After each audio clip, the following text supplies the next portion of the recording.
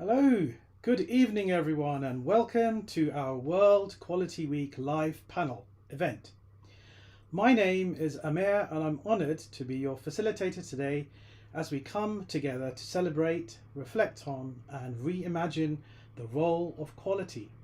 This year's World Quality Week theme, Quality Thinking Differently, invites us to think beyond compliance and consider how quality can be a driver of innovation, trust and long-term success. We're thrilled to have a panel of brilliant minds with us, leaders who will share their insights, experiences and bold ideas on how quality is evolving in today's fast-paced world. Whether you're joining us from the front lines of operations, the strategy room or somewhere in between, your voice matters. So I encourage you to engage, ask questions and be part of our conversation. Before we dive in, a quick thank you to everyone who helped bring this event to life and to all of you for being here. Let's get started. So please join me in welcoming our panelists, Belinda Don, existential psychotherapist and researcher based in London. Bob Hughes, Director of Temple QMS. He has worked across diverse sectors, helping organizations achieve excellence in quality and compliance. Peter Lee, former Head of Operations and Quality at Foster & Freeman, Chartered Engineer, Lean Six Sigma Black Belt and active consultant and school governor. And Amandeep Sandhu, professional with over 30 years of experience in engineering, supplier development and continuous improvement. Amandeep, we heard just earlier, may not be able to attend this call for personal reasons, but we have got some information that he has provided us earlier. So I'd like to move straight on to our questions and to our panelist, Peter Lee. Thank you, Peter, for being here. So I'd like to ask if you can sort of give a bit more of an overview of your background, other than what I've already stated, and then you can lead on to answering the first question, which is, can you explain what this year's World Quality Week theme means to you personally and professionally? Okay, well, first of all, just a bit more about myself then. So I graduated from what was Lancaster Polytechnic back in the 1970s. It's now Coventry University with an HND in production engineering. Since then I've done a postgraduate certificate in design of mechatronic products. Basically because of the background, I was more interested in getting into automation in my later years. So I've worked across a variety of industries. I've worked in machine shops, programming machine tools, anything to moving into microelectronics, which was in aerospace and defence, as well as electronic manufacture generally and electronic products. So quite a variety over the last 46 years. So I spent the last 20 years as head of operations at Foster & Freeman before I retired from full-time work as head of quality. The idea is to set up a quality department with specific things that were being looked at was to look at software validation, which had always been a bit of a pain in my backside, because that's where I found a lot of problems with software not being quite reliable enough. And I was also looking at global product compliance, trying to get a proper process in place so that we could, Foster Freeman sells to over 100 countries a year, and getting compliance across the globe is something we really want to have a proper process in. So that's really my background for the last X number of years. Okay. So what does it mean to me? Well, I think I've been to a lot of places and seen quality looked at in different ways. A lot of the time it's somebody else can do it. It's one of those things you have to do, but do we have to? So it's put in the background. I think that's where I see a lot of change. I think a lot of companies do it differently, but from my experience, what I really wanted to see is that quality should be embedded in the process right from the start. Everything that happens in an organisation, whether it be a school or a manufacturing company or a charity or whatever, finance company, quality has to be threads throughout the whole system. What I mean by that is the sort of thing I'll be looking at is it's got to be backed fully by the CEO. And from there it goes down. It should go into a vision and mission statement, and all that should be linked with things like values and things like that. From your mission statement, then you should be able to develop your strategic plan, and from your strategic plan, you should be able to cascade that down to the various departments. And I'm including people, things like not just production, but looking at customer service, looking at HR, looking at finance. Dispatch, it's customer service, it's the whole package. Sure. So and it's something put that it happens, there. Sorry? Is it something that happens deliberately then? It's not like by accident? I think you have to cause it to happen, and that's why it has to come from the top. If you're looking to say, well, I'll put in a quality manager, then are you really backing it? Or are you doing it because you have to? I mean, a lot of people have ISO 9001 because they need it to be able to sell their products. Right. But are they getting it because they just need it, or are they getting it also to make their product better? Right. I think I wrote down somewhere. I mean, one of the aims of a business is, if you're selling products, is you want people to buy those products. You want it, therefore, it's got to be a product that works for them. It's got to be at the price, and it's got to be serviced accordingly. So you can do that by putting product by putting your quality throughout the whole system. With HR, then you're also making sure that you're looking after your employees, make sure employees are motivated. For instance, at Foster and Freeman, operators will often say, can we have an inspector? We want to have somebody inspect what we do. And I said, no, because inspectors don't add value. You're doing something, you need to make sure you do it correctly. However, you need help to do that. You need to make sure the process is there. If you've got bins with mixed screws, you're going to make a mistake. Segregate them, things like that. Sure. You make sure you've got proper training. Are your instructions good enough? If you look at all those things, then you're building quality in. You see, I sort of sympathise with some places that talk about inspection, because I think quality started there, didn't it? So then it started to move towards this more sort of management and assurance type of ethos. Yeah. Yes. So I mean, what I said to the operators is, if you're not sure, you're not comfortable, go and talk to your supervisor. Ask your supervisor for help. If you're not happy with the instructions, go to your production engineering person, or your manufacturing engineering. Go to your manager and say, look, this isn't going to work. I'm not sure how I'm doing that.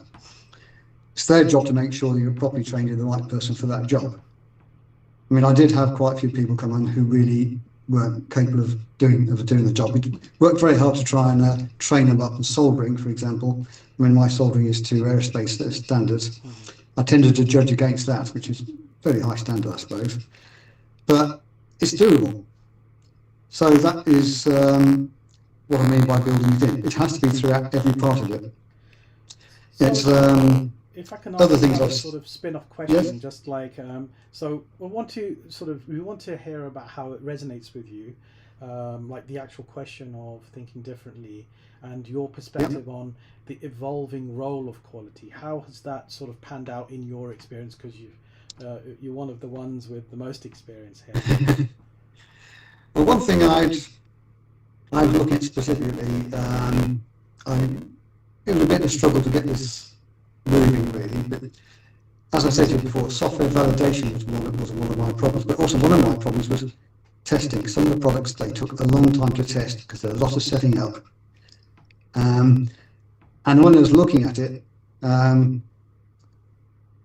it was quite clear to me that if you actually looked more at your processes, got feedback from the testing of the equipment, one, you could automate that testing. You could probably start looking at using AI with that testing, so that you actually get a much better quality product coming through a lot quicker, and therefore preventing that bottleneck, which was the testing side. So that's the sort of thing you need to think about. How else can I do it? If I've got a problem, how can I get around it? What tools can I use? That's the attitude and the approach, I think. Does that? Yeah, I think you started now to talk about AI and all the software but some of these areas were probably redundant, or they weren't even imagined many years ago. We probably weren't even thinking about software in the early stages of manufacturing. So what do we do in such circumstances before software was a thing? Well, from my history, well, I suppose when I started, I mean, I did a computer-based O-level back in the early 1970s. Before we had computers at school, we had to go into the university back then. So I got a bit of an idea of how software works back in those days. And of course, the mechatronics side of it means I understand how mechanics, electrical engineering, electronic engineering, software and firmware should all work together. So that's where something comes from. When I was programming machine tools back in 1979, we didn't have a computer. We had to write it, send it off to the secretary, who then would come back with a punch tape. Right. I then have to take that out to the machine tool, load it in. So you can see how things have changed there over the years. I could see there you would have network coming in. Back in 1980, I could see that happening. So you have to think about how do you improve that. Now you don't even need a programmer. Yeah. It's all automated. Yes. Yes, I saw a lot at Renishaw as they went away from drawing boards into CAD, and how they were starting to use that in the machine tools. Right. So that's quite interesting. So all that sort of things have changed. Then you can see how much more software can give. Wow. I think it helps to have that understanding that you can do, you can do almost anything you want in software really. But tying it in together with the other parts of it, the firmware, the hardware, is one of the key things, and getting those things to work together as a single mechatronic unit. So yeah, using the tools you've got. You can use Lean Six Sigma to assess where you are with your process, and then that should throw up questions: how can I solve it? How can I improve it? And if there's room for AI, then that's one of the options. Right. So Thanks for that. I'll sort of tease into another sort of question, if you wouldn't mind. So you've worked extensively in manufacturing, engineering, and management across a range of organisations. Could you share some of the key lessons or insights you've gained from those experiences and how they've shaped your approach to quality? So here maybe, lessons, insights, and maybe a bit about tools and how the tools have sort of changed. yeah, so touch that. I think there's been a few companies I've worked at where you find problems. There's a company I worked with, but they were making fuses. Okay. And these are plug-top fuses. You're talking about millions a week. So it's very high production. These would be exported to Sony or somebody like that, for example, who would then assemble it to plugs, UK plugs overseas, and send them back again. But one of the things they might complain about, for instance, is I want 1,000 a bag. I don't want 1,001. I don't want 999. I want 1,000 a bag. So how do you do that? And you have to think about what methods you can use. Well, first thing is to find out what the process is. Walk around, have a look, observe. Actually, in that case, it's quite clear. They had one of those things that I use for pills, like a V-shaped thing. You tip them in, and it gives you an exact number. They weren't using it. Right. But then I look further about the other complaints. They were getting the odd fuse, which is the wrong fuse rating. Now, this is a company that's been around, but I think it moved to its location in the 1940s, so it's been around making fuses for tens of years. And it's fully automated. Okay. But what I saw is that there were setup times in there which didn't need to be there. Again, looking at the process. The machine that made the fuses had to be set up for that particular fuse, and had to be kept to be loaded. Then the fuses, the white fuses, not labelled, would go into a pile in a colour bag in the corner. And you look at that and think, well, I've been away for the weekend, there's about a million fuses there. Yeah. Those are all now got to be printed without error.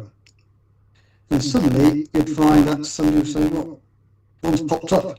So a fuse in the printing machine will drop down and pop up later and get mixed up. Okay. Whereas I just looked at it, well, you know what you're making, by doing an analysis, I could see that if you laid the production line out differently, you didn't have to set up the machines specifically for to keep changing. You could put aside a certain number of machines for a certain fuse size. The printing machines, you can allocate those to a certain type of fuse. Therefore, you're not mixing them. Just as that thought process of what is a problem and how can I stop it? How does it balance? Those are the sort of things I would be thinking about. Does that sort of answer your question? I think you've sort of described the thinking mechanisms behind foolproofing these types of processes. So it's like a type of okay, I think. Yes. Yeah. Okay. No, thank you. That's right. And it doesn't really matter what product it is or how it's made. It's looking at the process and understanding how it works. Yeah. Okay. No. Thank you very much, and thanks for your insights. We're sort of moved for time, so I'm going to move on to some other panelists, and then we may come back to yourself for some other insights as well. So thank you very much. Okay. Belinda Don. Sorry for messing up your name earlier. So thank you very much for joining us today. And if you could give us another overview about yourself, and then tie into the question, what does quality really mean when it comes to workplace well-being? And when you come to that, then I'll ask a further question. Okay. Thank you for having me. Good to be here. A little bit about myself. I'm an existential psychotherapist. I'm a researcher who's looking into workplace well-being and employees' experiences. I kind of come from the perspective of looking at things from the employee side rather than the organisational side, because no one really, people don't really ask the employee what it's like for them. Rather, things are done from the organisational side. There's a lot of research on workplace well-being from like what it does for organisations, but I really am interested in the humans behind the workforce. So this is actually my second career. My first career was in fashion manufacturing, and this is something that I'm really passionate about, which is the correlation between work and meaning.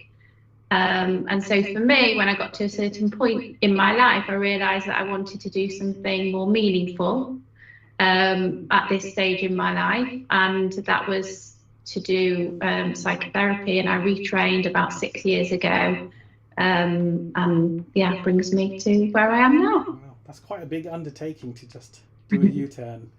I find things like that very difficult, but well commended. How do we move beyond metrics and systems to create environments where well-being is not just supported but embedded as a core element of quality? Well, I'll go back to the first question, which I haven't answered yet. Oh, okay. Maybe? Yeah. Well, about quality and workplace well-being. Then sure. Should we go on to that one? So when we talk about workplace well-being, I think what we really have to remember is what I just mentioned before. It's really simple, but at the heart of every organisation are human beings and not cogs in the machine. And I think too often workplace well-being gets framed around productivity and absenteeism or performance outcomes. And as I said, a lot of the research focuses on that. But when I feel that we reduce well-being to those kind of numbers, we really lose sight of the humans in the workforce. And as I said about myself, for human beings, so much of our identity and our meaning is tied to the work that we do. Historically, our names reflected that, like Baker and Smith, and our work was really who we were. And even if we think about obituaries today, a bit morbid, but a person's profession is always mentioned first before we even talk about their family. So work isn't an isolated activity. It's really part of our being in the world, and it shapes who we are and who we're becoming. And I think when we think about quality, these are the things that we have to remember when it comes to well-being in the workplace. So we really need to bring together those two worlds, the organisation and the human world, to really understand what it means to be an employee in distress or in transition or trying to make sense of what's going on for them. And only then can we create cultures and services that really reflect the lived reality of employees. And ultimately, I think that's what it's all about, that quality begins in culture.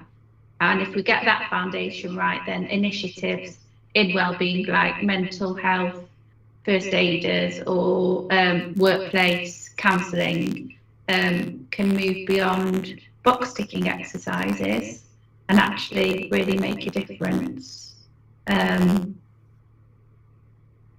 It's about allowing beings to show up in the workplace, not just employees who are performing a role. That's also thinking about psychological safety, which is quite a buzzword at the moment, but encouraging cultures that allow us to feel safe in the workplace, to speak up and to trust in our teams and our managers. And when that's all there, then we can have really good quality well-being. That's really like the foundation of any good well-being practice. Do you feel that's sort of gone full circle? Like in the past we had trades and apprentices, and then there was that people element, then it went into mass manufacturing, and we sort of lost some of that, and now we're going back to it again. Yeah, I hope so, because even if you go back to early times, Roman times, think about Epicurus spoke about how our work is really connected. If we're connected to our work, then we really can live a good life and have meaning. Right. And I think, apprentices, when we're really connected to that work, then, there was industrialization and we kind of became more disconnected. Now we're more at computers, or we have many steps that take us away from directly being involved in our work. Sure. Okay. So then it does lead now onto the question. The other question I asked was, so beyond the metrics and systems to create environments where well-being is not just supported but embedded as a core element of quality. How do we make that move? I think one of the ways is, it's very hard because obviously you have to juggle the financial aspect of all these services with really attending to the employees, and that's always going to be a trade-off, isn't it? But it always seems that workplace well-being is like the first thing to cast aside. But hopefully we can remember that with that foundation, because the workforce is the foundation of any organisation, and that optimising people's well-being is really important. So what I looked at in my research was the time element, especially of workplace counselling services, which, a lot of organisations have their own occupational health, their own wellbeing services, or they have outsourced it to EAPs. And EAPs, come with a myriad of difficulties. That's again what we're saying about connection to work. That's two steps disconnected. You're outsourcing the help, and employees feel that. And I think employees feel better when it is consolidated within the organisation. My participants in my research said that they felt more understood and heard, knowing that someone who actually works within the organisation could witness what was happening to them. But and back to that time element, there's offered very little, usually 6 sessions, but time plays into it a lot, because that affects safety, quality a lot. Although it gave employees something to feel contained with in a moment of crisis, it did make the process feel very rushed and a bit industrialised. Sure. And several participants said that they barely felt like they were scratching the surface, or they didn't have time to connect with the counsellor. And we know that in therapy, it's all about the relationship between the counsellor and the employee, let's say, or the client. And so when we don't have that, because it's so rushed, it's just a sticking exercise. So I had left the UK for about 10 something years, and then I came back, and when I had left, this type of ethos, the workplace counselling, was non-existent. Well, as I came back, it was everywhere. So I was wondering if is there any data that's been collected over this decade of this type of activity, and that's showing positive results in well-being, mindset, productivity, etc. Yeah, I mean, there's loads of research out there, and the research does show that these well-being counselling services do improve, getting people back to work and people less absenteeism. So there is a lot of data out there that proves that. But as I said, there's a lot of data that comes from the organisational side.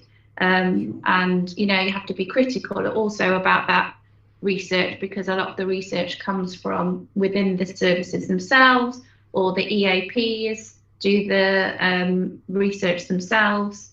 But yeah, definitely there is proof that for every pound you spend, I think you get 4 times back in having a secure and mentally fit workforce. Yeah. Sure. So I have a question here regarding workplace counselling, the short-term, time-limited models. How does the structure of this affect the quality of support employees receive, and what would be your recommendation on the type of structure that should be adopted?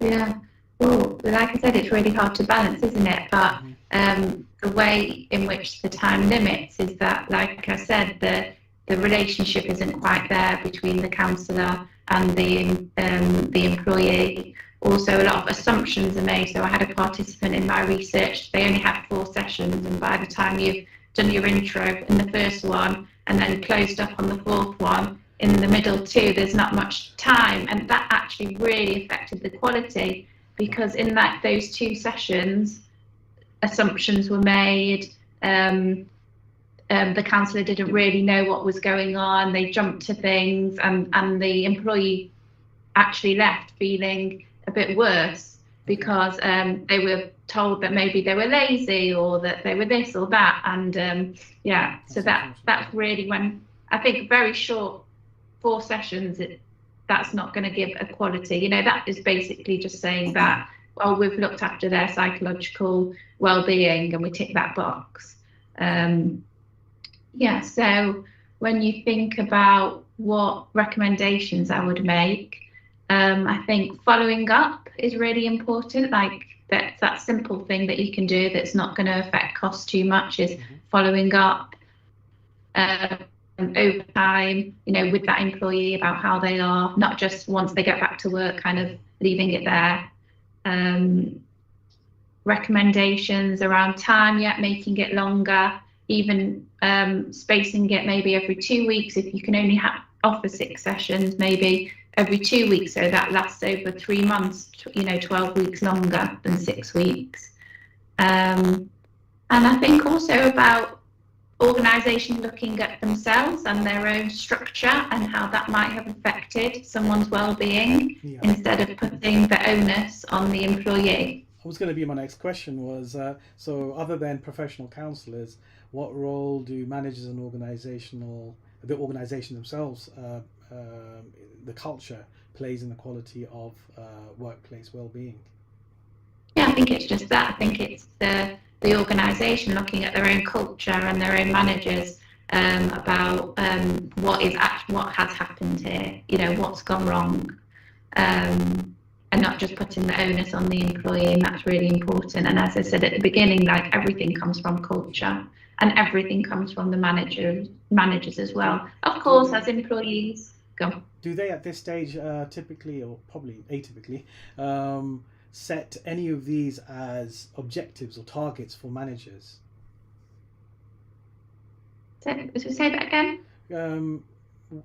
In workplaces where the teams, managers, and their subordinates are often given objectives, usually phrased in a smart way, for their performance to be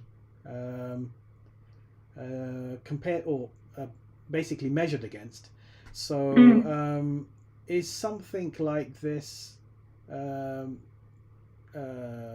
done for a manager as part of their objectives, or is it unheard of, or is it something that could be done? So that was just really that. The question was coming from that sort of point. Yeah, no, I guess it would depend on the organisation, wouldn't it? But I think that if objectives are put in place, in terms of psychological well-being and safety, and psychological safety, things like that, then that would be really welcome.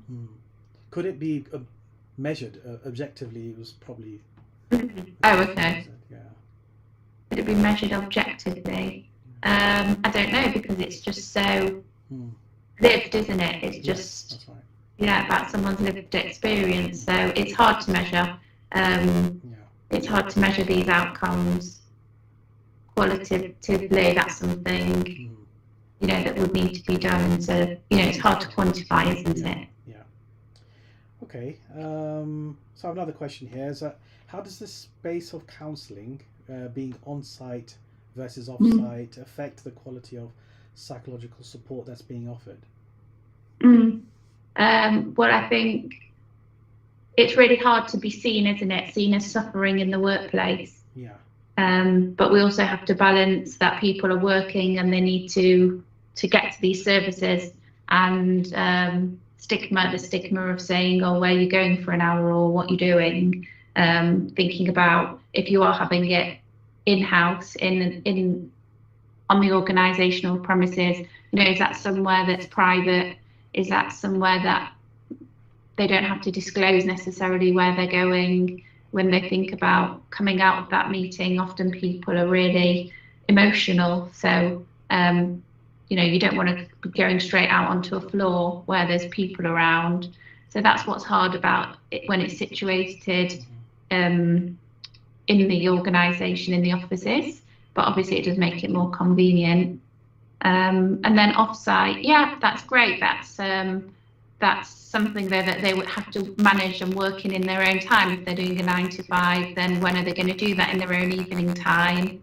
And one of my participants actually ended up having going through an EAP, and the counsellor who had taken on that contract was renting a room above a massage parlour. That felt really uncomfortable for this employee who had to go to an environment that they just weren't comfortable in. So on-site, off-site, it all comes with pros and cons, and I think we again have to just remember the difficulty of being a human being and suffering at work, and how that ties to our identity and what that means. So when we think about the quality of the service, we have to take all of that stigma into consideration and confidentiality. Yeah, that's really good, thoughtful reflections, Belinda. Thank you very much. And so to summarise, we've had quality develop through time, with newer technologies, and there's been an increasing focus on the well-being of people in the workforce. So thank you very much. So I'm now pleased to welcome our next panelist, Bob Hughes. Bob, can you... Good evening. Good evening. Would you like to give us a bit more about yourself, and then I could ask you some questions? Yeah, okay, thank you very much. And it's a pleasure to be part of the Birmingham branch and have this opportunity on this quality forum and quality week. So thank you for that. And my name is Bob, and I've kind of been very lucky in my career since the early 1970s. I kind of most of my career has been in plastic injection moulding. So I was kind of brought up in production and looking after the production areas or part of the production areas and the high demands of high volume injection moulding for the automotive industry, where quality was of the essence. And from the days of British standards, BS 5750, that came into the ISO standards, and that was in the early 1980s, and these standards become paramount, and of course as the vehicle manufacturers got more and more into quality, hence there was a requirement to expand the quality department. So I took the opportunity and was offered the opportunity to move away from the production environment into another side of that production environment, but that was managing or support the management of quality alongside the production management team, and also kind of bringing tools and techniques, and then in comes the automotive standard itself, International Automotive Task Force.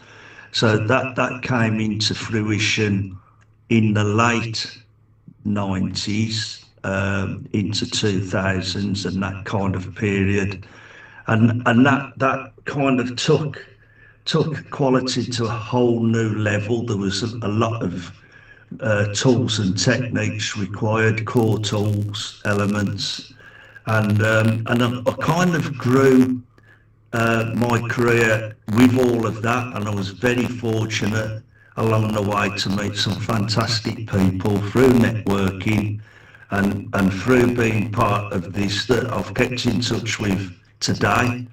For example, the Society for Motor Manufacturing and Traders, some of those people from there, and some other really great people that's kind of evolved quality and been part of the quality culture and change and enthusiasm, and that's a little bit about my journey, which then came into the opportunity to do some training through Birmingham City College, where I actually took my courses, and that kind of created opportunities to kind of cross over into the training environment, which I did in the around the late 90s, and then of course become more involved in consultancy and training as to where we're at today,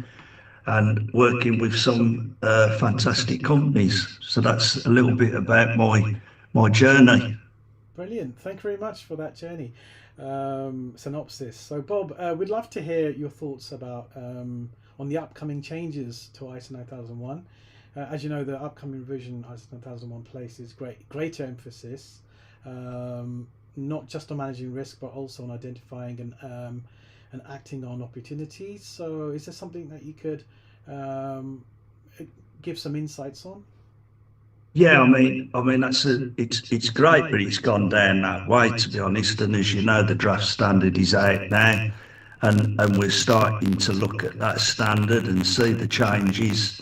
And there's more emphasis on opportunity, and so there should be, because in the current standard, there's a lot of emphasis on risk, but not quite so much on opportunity. In fact, very little really, if you look at ISO 9001 2015.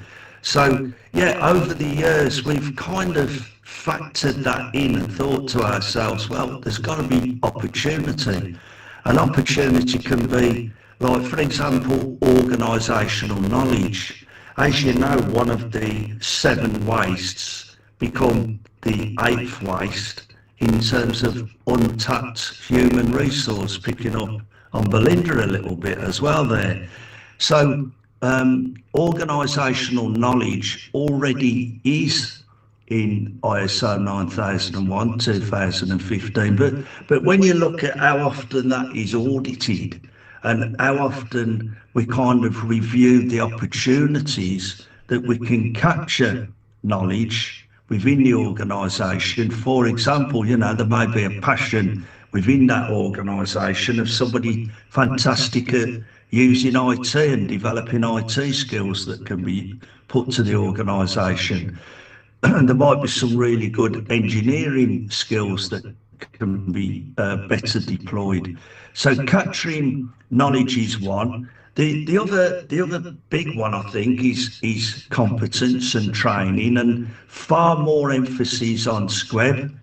So if you look at clause 7.2 in ISO 9001, far more emphasis on SQUEB in terms of capturing that skills, that knowledge, the experience and behavioural, and making sure that people are in the right job for the right opportunity to deliver excellence. And the other opportunity I think that I find nice to use is not to be frightened about using words like centre of excellence and masterclass, and bringing to the organisation. People look back and think, wow, you know, we're using these kind of terminologies, masterclass. Well, why can't we do it? Why can't we be the best at what we do? And why can't we kind of consider all the great creativity that there is in that business, and kind of going back to Belinda and Peter earlier on, and you know, capturing on culture and capturing on knowledge and bringing it out and deploying it, and also cost of quality. You know, if you look at one standard to another, for example, in the IATF standard, it does talk about costs. In ISO 9001, it doesn't. So there's an opportunity there to say, well, look at another standard and another way that standard deploys cost, but put it into another environment, and that doesn't just have to be manufacturing. You know, we're kind of biased to manufacturing because that's our upbringing over many years. Having said that, there's lots of opportunities to use these tools and use these techniques and use this approach into the service industry sector as well. And to go into an organisation and demonstrate a quality and create that opportunity of how quality can reduce costs. And if it's something being done that the customer's not going to pay for, then say to ourselves, actually, why are we doing it? And to capture on low-hanging fruit, for example, rework. You know, how many hours are we doing on rework?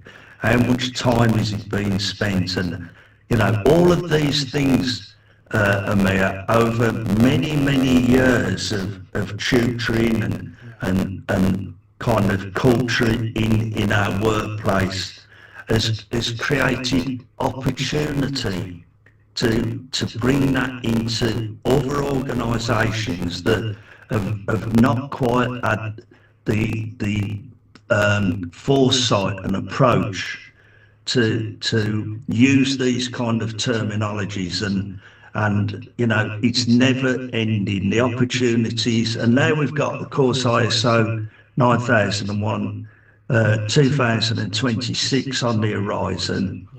That's going to make like provision of information look different, and how we provide information to people, and create that opportunity of looking at our processes. You know, clause 4.4, we've been doing a training course today, and we've been talking about the process approach and that transformation of an input to an output right first time. And if we don't get it right first time, actually, why is it that we're not doing it? And more importantly, and equally opportunities, is where's the process owner, and how can we engage that process owner and bring in the principles of quality, you know, that factual approach, that customer focus, and opportunity to change that customer focus terminology to customer experience, and make the customer experience a fantastic time, so that we can create that kind of never-ending innovation and improvement. No, thank you. You're skirting around another one of my questions, actually, which is what practical steps can leaders take to embed opportunity thinking into their systems and culture? So you've mentioned some of them. What other steps could they take, maybe a methodical approach? Yeah. Well, it's a good question, Amir, really good question. And I think one of the things for us to all think about, especially at this time of the year, we're ending one year and starting another, and that's, what's the strategic direction? You know, I was in an organisation not that long ago, and I said to the managing director, what's the strategy and the direction of the business, so that we can build this quality into it and create this centre of excellence? And do you know, he said to me, Bob, he says, I'm embarrassed what you've just asked me, because I've got ISO 9001 and I don't actually really know what my strategic direction is. So we kind of said, well, okay, that's fine. We're all on this never-ending journey of improvement.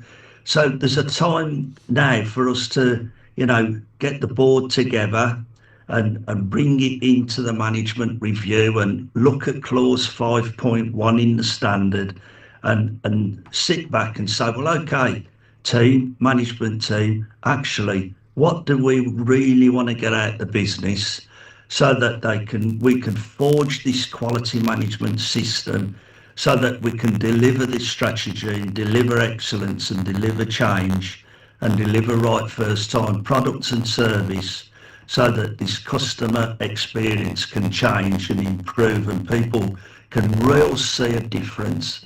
And if there's one thing, again, that's added into me all the time, is what can you do different tomorrow than what you're doing today? So when you come in on Monday morning, what are you going to do different that's going to be better and that's going to create this change? And sit down, have a cup of coffee with your team and with yourself and say, what can we do different? What can we do better? And that all supports the strategy and the direction of the business. Thanks. Bob, you've been talking about the strategy of the business. So how should organisations interpret and respond to the evolving expectations around context, especially when it comes to aligning quality objectives and strategic direction and stakeholder needs? Yeah, well, for that, you can look at this strategy and then you can decide the internal factors and the external factors that can impact us achieving this strategy in this direction. And then when you've identified these internal factors and these external factors that are kind of evolving all the time, the world's changing. Customers expect far more than what they did. Certification bodies are expecting more. The global community wants excellence at all times, and the whole ethos and the holistic approach to quality management is in a change mode, and especially, we enter into Q1 next year with all these 2026 changes. So the organisation starts with looking at what actually do we want to achieve out of business? What did we do really well? What was our fantastic opportunities from 2024, 2025? And how can we build on them? And how can we kind of create a cycle, a 3-year cycle of quality management for creation of excellence? How can we engage the people? How can we use the principles of quality? And also, how can we review the audit program? so that the audit program captures this strategy and captures all the things that we're expecting. Is that okay? So thank you very much. I have a question for Amity. I'm not sure if he's managed to come online, but I did have a question for him, and maybe I could put it to the whole panelists. It was to do with tools and techniques, 5S to 8S, and shifts relevant to cybersecurity, GDPR, and the digital era. If you have anything or any insights on that, then I'll be most welcome to talk about it. But alternatively, if there's any questions or any insights that our visitors have, then I can open the floor up to them as well. So first of all, to the panelists, thank you very much for your kind time that you've allocated for this live stream. And if you have anything to add on in the areas of 5S, cybersecurity, GDPR, digital era, etc., then we'd be all ears. Yeah, well, I think 5S, just to comment on that one as an example, getting everything in the right place.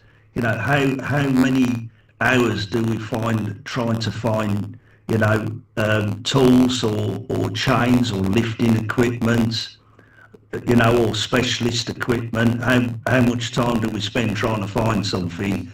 Whereas if everything had a place and we kind of applied the 5S approach, then that would make us far more efficient and create an opportunity to save time and to save energy and to kind of keep all the workforce morale boosted by the fact that they're not walking round and round trying to find stuff. I was in an organisation, funnily enough, last week, a big construction site, where stuff was in 4 or 5 containers, and there's a guy trying to find different bits and pieces that they needed. And if they had spent the time and had a good sort out and created a 5S approach that Amandip is close to his heart, then that would be a great approach. And I think now, I'm not an expert on ISO 27001, but if there's ever a time to look at all the controls and to add, even the basics of 27001 forms part of the 10 sections of Annex SL. So again, so much opportunity, and for example, onboarding of new staff and offboarding of staff who have left, so that it tidies up things like that and adapts to clause 7.5, control of documented information. Even the basic of basics, there's a lot we can do, even on cyber security and information security, without getting right to the heart of all the technical aspects of it. There's tidying up things that we can all do to start the process. Sure, thank you very much, Bob. Belinda, with regards to psychological safety and well-being, is there some sort of cognizance that needs to be had for GDPR? GDPR being the latest protocols on preserving personal data. And the various requirements around personal data, such as a lot of the websites that we have these days, they have to give certain opt-in clauses, and people have to knowingly sign up to certain things. So, with regards to GDPR, how would that affect the efforts for well-being? Sorry, you're muted, Belinda. Hi. I think there's been a lot of concern recently, hasn't there, about security, lack security happening in terms of online presence, like with what we saw this year, or was it this year with M&S, for example. And I think, it's really difficult. But in terms of psychological safety for employees and GDPR, just, making sure that everything's very tight. I mean, it's not my area of speciality or something, that I claim to know a lot about. But I think, it can really impact employees' well-being, and it's something that should be looked at and make sure that that's really tight. Thank you. Thank you very much. So now the floor's open for everyone else. We have a few minutes left, 5 minutes, and we're welcoming... so we have our first question, Anna. Sure. So Valentin's kindly presented questions. So reflecting on your experience with quality standards since the 90s, do you believe that the evolution of these standards has primarily supported production efficiency and improved output quality, or have they sometimes acted as a constraint, slowing down processes in the name of compliance? And in your view, have modern quality frameworks struck the right balance between compliance and productivity? Shall I throw that one to Peter? You free? So in my own experience, I would say that it's definitely improved things. It's not brought anything back, mainly because if it's, in my experience, you put it in place with lean thinking or lean manufacturing, cellular production, that type of thing. All those are designed to improve the whole process, and those all really match with the quality standards in many respects. I think with the quality standards, if you've got things in order and well disciplined, 5S, if you like, for that type of thing, then you will work on a process cell which can be far more effective, and you will get better motivation with the workers, with the staff. That's probably my experience. So whether Bob's got any answers? Yeah, I think there is an evolution. For example, the BS 5750 days and the early ISO 9001 had very little input to the word customer. So did QS 9000. One of the big constraints of that QS 9000 was the fact, it had very little reference to that customer, and people, could be compliantly making defects, which was a criticism of it. And then in comes 2000 version of ISO 9001 2000, and that brought in words like efficiency and effectiveness that grew, and then that went on to 2008, and in ISO 9001 2008 they kind of input the word risk, and there was a greater emphasis on risk. Although obviously that when ISO 9001 went to 2015, nudging 11 years ago, seems like yesterday, there was obviously a huge change there with Annex SL and the opportunity to integrate more effectively with other management systems that align themselves with the 10 sections. And then there was far more emphasis on risk there, a lot more emphasis. And now ISO 9001 2026 definitely is moving with the times, and gonna focus a lot more on opportunity as well, and the need for us all to consider opportunities as well as that emphasis on managing risk, taking into account ISO 31000 risk management, which is a great standard to connect that to, and to create processes that kind of integrate more and be more interactive and productive. And so that I believe, like Peter said, but the standards are evolving. The kind of compliance side of it, that maybe definitely rather is having constraints on organisations. Take for example the Building Safety Act. That's having an impact on construction in terms of getting approvals and getting sign-offs and you know, the complexity around that. So the compliance side of it is potentially creating some headaches for some industry sectors, but it's pleasing to see that all the ISOs are moving in a great direction. Of course, there's going to be far more connection and linkage to carbon and carbon reduction and CO2 reduction. So yeah, there's things that's going to be challenging in the future, in the near future. But things are moving forward. Brilliant, thank you very much. And on that note, there are probably more questions. We will get around to answering them offline, but unfortunately our stream has come to an end for Quality Thinking Differently.